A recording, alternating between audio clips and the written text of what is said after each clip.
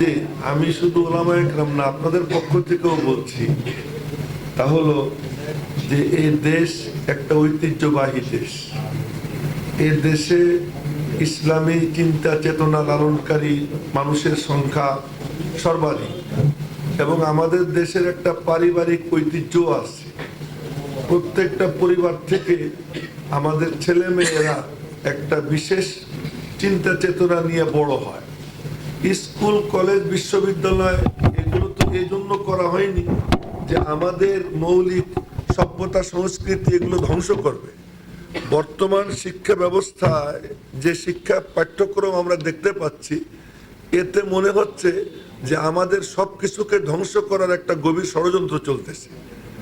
আপনি যে প্রশ্ন করেছেন যে আমাদের কোনো বিকল্প আছে কিনা, বিকল্প তো আছেই এবং সেটা চলছে, এবং তার কাছে এই মানে পাঠ্যক্রম মার খাচ্ছে এ কথা মন্ত্রী নিজে স্বীকার করছে যে প্রাইমারিতে বাচ্চা কাচ্চা পাওয়া যাচ্ছে না। কেন পাওয়া যাচ্ছে না? এক মা পিতা চায় না, এক অভিভাবক চায় না তার সন্তানকে ধ্বংস করতে। সে যখন দেখতেছে যে পাঠ্যক্রমে অনর্থক, অযথা, ফালতু, যেটার কোনো প্রয়োজন নাই, না ব্যক্তি গঠনে, না সমাজ গঠনে, না দেশকে উন্নতকরণে কোনো ক্ষেত্রে কোনো কার্যকর ভূমিকা রাখার মতো বিষয় না, ফালতু সমস্ত বিষয়ের মধ্যে ঢুকাচ্ছে কারা? আমরা শুধু আপনাদেরকে একটু নাড়া দিচ্ছি যে আপনারা অনুসন্ধানী দৃষ্টি রাখেন। আমরা আজকে এখানে সংবাদ সম্মেলন করার উদ্দেশ্য এটাই যে সাংবাদিক ভাইদের মতো এরকম অনুসন্ধানী নজর সকলের নাই।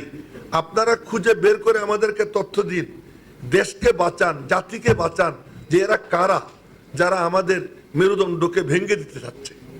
আমাদের বিকল্প এ ব্যাপারে শিক্ষা ব্যবস্থা, শিক্ষা কারিকুলাম আছে, আপনারা খোঁজ নিলে জানবেন।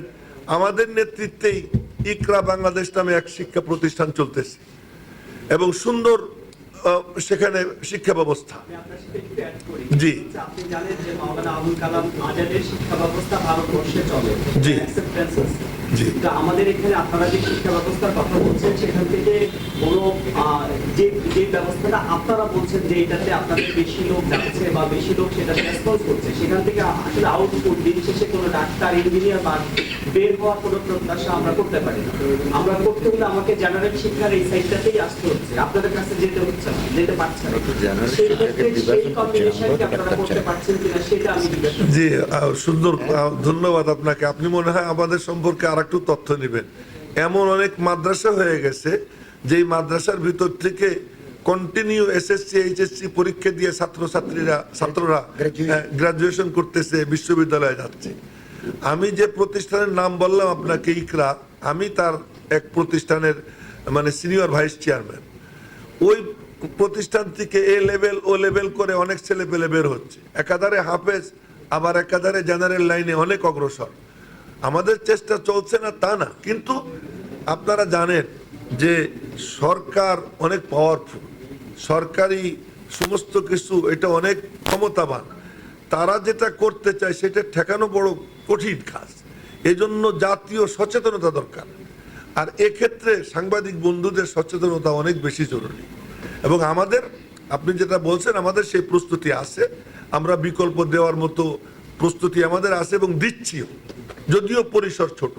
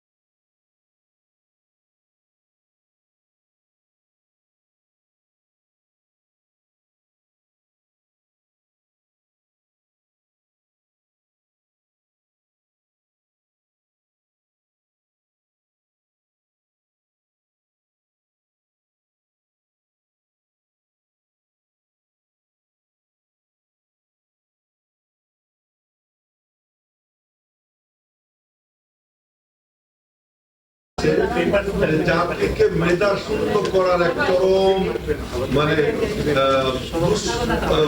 চক্রান্ত চলছে, জাতিকে মেধা শূন্য করে।